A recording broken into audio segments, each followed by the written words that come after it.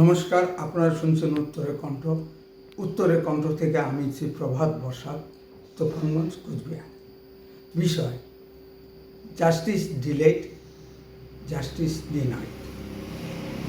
এটি বিষয়ের উপর তৃতীয় পর্ব। আমি বারবার কেন্দ্রীয় সরকারের দৃষ্টি আকর্ষণ করছি কিভাবে আরজিকর কাণ্ডের খলনায়ক ডক্টর সন্দীপ ঘোষ, যিনি খালি পায়ে ব্যান্ডেজে বিশ্ববিখ্যাত, গত 4 সেপ্টেম্বর সুপ্রিম কোর্টে মামলা দায়ের করেন আর 6 সেপ্টেম্বর প্রথম শুনানি ডেট পেয়ে যায়। জানি ভারতের বিচার ব্যবস্থা স্বাধীন ও স্বতন্ত্র, কিন্তু ভারতের সলিসিটর জেনারেল অর্থাৎ সরকারি উকিল তুষার মেহতা কী করছিলেন? সাধারণ মানুষ আজ হতাশ ও প্রশ্ন করছে, টাকার কাছেও কি সুপ্রিম কোর্ট বিক্রি হয়ে যায়?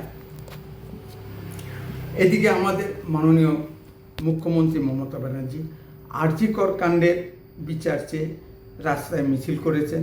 অপরদিকে এই ঘটনাকে ধামাচাপা দেওয়া এবং তথ্য লোপাট করার জন্য এবং অপরাধীদের বাঁচানোর জন্য আমাদের ট্যাক্সের কোটি কোটি টাকা ব্যয় করে কপিল সিব্বালের নেতৃত্বে 21 জনের সুপ্রিম কোর্টে বিখ্যাত সব আইনজীবীদের নিয়োগ করেছে। মুখ্যমন্ত্রীর এই দিশারিটা চলের মতো পরিষ্কার। মাননীয় মুখ্যমন্ত্রী, আপনি রাজ্যের প্রশাসনের মাথা ও স্বাস্থ্যমন্ত্রী। কীভাবে এবং কেন কোন ধর্ষণের পর প্রমাণ লোপাট করা হলো এবং ধর্ষণের প্রমাণ চিহ্নযুক্ত মৃতদেহ স্থানীয় এমএলএর উপস্থিতিতে ও 300-400 পুলিশ দিয়ে বাবা মায়ের অনুমতি ব্যতিরেক তড়িঘড়ি পোড়ানো হলো? ঘুঘু বারবার ধান খেয়ে যায়। আমরা জানি চিটফান্ড দুর্নীতির তথ্য লোপাটের মাথা রাজীব কুমার কেন গ্রেপ্তার হলো না? কি দুর্বলতা কেন্দ্রীয় সরকারের? তবে কি এবার এই অপরাধ চক্রের মাথারা গ্রেপ্তার হবে? মাননীয় প্রধানমন্ত্রী মোদীজি, আপনি কেন পশ্চিমবঙ্গ নিয়ে কঠিন সিদ্ধান্ত নিতে পারছেন না?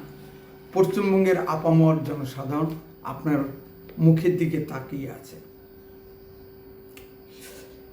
বিভিন্ন সংবাদ মাধ্যম থেকে খবর পাওয়া যাচ্ছে যে তালা থানার ওসি এবং পোস্টমর্টমের ডাক্তার সোম আজ সিবিআইয়ের ভয়ে হাসপাতালে ভর্তি। এটা পরিষ্কার যে পশ্চিমবঙ্গের শিক্ষা খাদ্য দপ্তর দুর্নীতির পর স্বাস্থ্যক্ষেত্র লক্ষ কোটি টাকার দুর্নীতি হয়েছে, যার মাথা স্বয়ং মুখ্যমন্ত্রী। আপনার বিধানসভায় পাশ করা আইন শিশু পাঠ্যে মুখ ঢেকে থাকবে আর কামদুনির অপরাধীরা খালাস পেয়ে রাস্তায় ঘুরে বেড়াবে। সুপ্রিম কোর্ট নেক্সট ডেট আগামী 9 সেপ্টেম্বর।